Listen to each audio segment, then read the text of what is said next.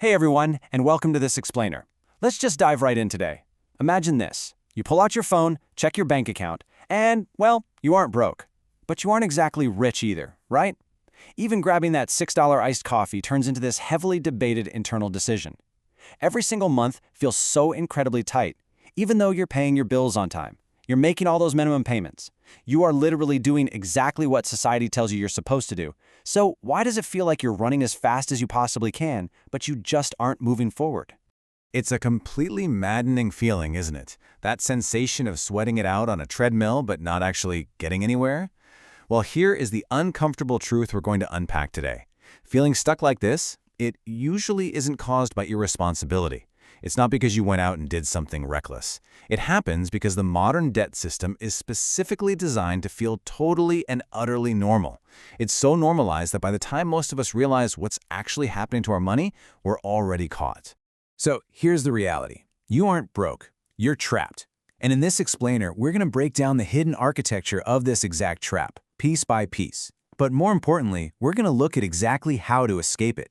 We'll explore the psychology, the math, and the ultimate mindset shift you need to finally take your financial power back. Let's kick things off with a trap almost all of us have fallen for. It's this one specific, incredibly common belief. If I can afford the monthly payment, I can afford it. Sounds totally reasonable, right? But this is the universally accepted illusion we use to justify buying a $30,000 car or, upgrading to the absolute newest $1,000 smartphone. It's not that we're being reckless. It's because everything in our consumer world is framed exclusively around that monthly payment. $300 a month for a car, $40 for a phone, $150 for a credit card minimum. Individually, none of those feel dangerous at all. But that brings us to the core of the problem. When everything is sliced up into these tiny, digestible monthly chunks, you aren't really buying things anymore. You are stacking obligations. Think about what debt actually is. It isn't just about borrowing cash from a bank. It's about borrowing time from yourself. When you take on debt, you're making a very specific trade. You're essentially saying, I'm going to use my future money to pay for my life today. And sure, at first it feels amazing. You get the better car, the newer tech. But every single time you borrow, you are actively shrinking your future options. Let's put some real numbers to this so we can see how it plays out in the real world. Meet our guy Alex. Alex is doing all right, bringing home about $4,000 a month. At first glance, life is pretty simple, and $4,000 seems like a really solid foundation to build on. But watch how fast that foundation evaporates before Alex even gets out of bed on the first of the month. We've got a $400 car payment, a $200 student loan, a $150 credit card minimum, and let's say $100 in forgotten streaming subscriptions. Boom. $850 is completely gone.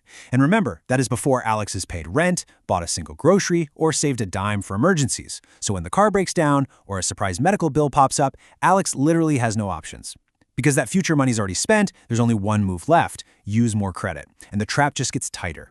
To really grasp why we do this to ourselves, we gotta look at our brains. Debt isn't just a math problem, you guys. It's a massive psychological one.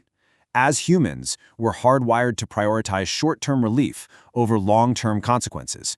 You have a brutal week at work. You buy something nice, and your brain instantly fires off "problem solved." But reality is hovering right over your shoulder saying, no, problem postponed. And postponed problems? They don't just magically vanish. They sit there, they gather interest, and they grow into huge sources of stress. And man, does this psychological trap compound over time. It leads us straight into what's known as the lifestyle inflation trap. Here is how the cycle goes. You progress in your career and your income goes up. Awesome! But instead of saving that extra cash, your definition of normal quietly shifts. A slightly nicer apartment is the new baseline. Getting takeout a few more nights a week becomes routine. Your spending increases perfectly in step with your income. So even though you're making way more money, your savings stay flat, and your debt just tags right along with you. Which brings us to the math. Because if the psychology gets you into the trap, this next concept is what permanently locks the door. It is the absolute silent killer of wealth. I'm talking, of course, about interest. Interest quietly drains your future without ever setting off an alarm or sending you a warning notification. Let's look at a super common scenario. Say you've got $5,000 sitting on a credit card. Maybe it was a string of bad luck and emergencies, or maybe it was a 4-day vacation you barely even remember. Now, the typical interest rate on that card is hovering somewhere right around 20%. If you fall for that monthly payment illusion we talked about, and you only pay the minimums every month, you aren't actually paying off the purchase. That balance just quietly, steadily climbs. In the background, while you're busy just trying to live your life, that $5,000 becomes $6,000. And if you keep making just those minimums, it keeps creeping up, $7,000 and beyond. Suddenly, the amount of money you owe is completely detached from the original thing you bought. You are quite literally paying for the privilege of owing money. This gives us one of the absolute best metaphors for the minimum payment trap. Think of debt like walking up a down escalator. Because you're making those minimum payments, you get the illusion that you're taking steps forward. You feel like you're moving. But that high interest rate is the escalator pulling you constantly backward. Unless you start sprinting, paying way more than the minimum, you are never, ever going to reach the top. And listen, it's vital to realize this has nothing to do with intelligence. Incredibly smart, highly educated people get caught on this escalator every single day. Why? Because the whole system is optimized to eliminate friction. Credit cards throw rewards at you. Buy now, pay later apps make checking out totally seamless. The system trains you to ask one very dangerous question. Can I handle this payment? Instead of the question you really should be asking, which is, what is the total cost? That one wrong question is the engine keeping this entire cycle running. So how do we fix it? Well, it starts with a massive paradigm shift. Society loves to tell us that wealth is income, that a huge salary makes you wealthy. That is completely false. Wealth is control.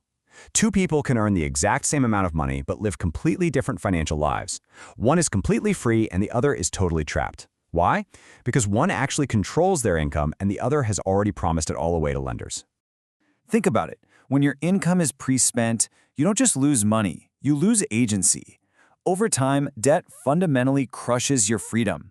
It reduces your ability to quit a toxic job simply because you need that specific paycheck for your monthly minimums.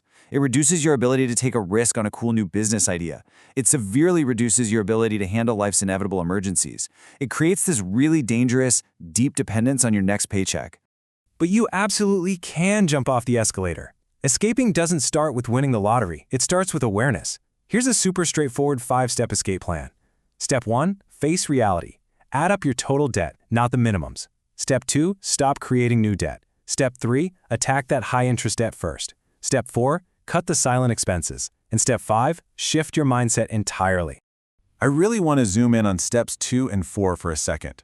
Look, you cannot empty a bucket while you are actively pouring more water into it. It's physically impossible. You have to stop swiping the cards. You have to stop taking on new loans. And you have to dig into your bank statements and ruthlessly cut those silent, quiet expenses, the forgotten subscriptions, the random impulse buys, the unnecessary upgrades. Those are the things continuously pouring water into your bucket. And then there's step 5. This is the ultimate psychological flip you need to step off that escalator for good and get your life back. You have to completely cross the phrase, "Can I afford this monthly?" out of your vocabulary. Delete it. When you're about to buy something, the only question you should be asking yourself is, what is this costing my future? And when you start doing this, something amazing happens. I like to call it the freedom effect. As your total debt actually goes down, your daily baseline of stress just drops. Suddenly, your options open up. You get some actual breathing room. Your confidence grows. Because you're no longer just surviving the month and playing air traffic controller with your payments, you are finally in a position to start choosing exactly how you want to live. So the next time you're out shopping or you're scrolling online and you see a flashy ad pushing a low monthly payment, I just want you to pause. Stop for 1 second and ask yourself this. Is this giving me freedom or is it taking it away? Because it might not just be a purchase. It might be the exact commitment that keeps you trapped. At the end of the day, the ultimate goal isn't just to make more money. The goal is to own your life. And you simply cannot own your life if your future is already sold to someone else. Always remember this. Every single dollar of debt is a piece of your future that's already spent. Take back your control, step off the escalator, and let me leave you with this one question to chew on. Whose life are you funding today? Yours or your lender's? Thanks so much for joining me on this explainer.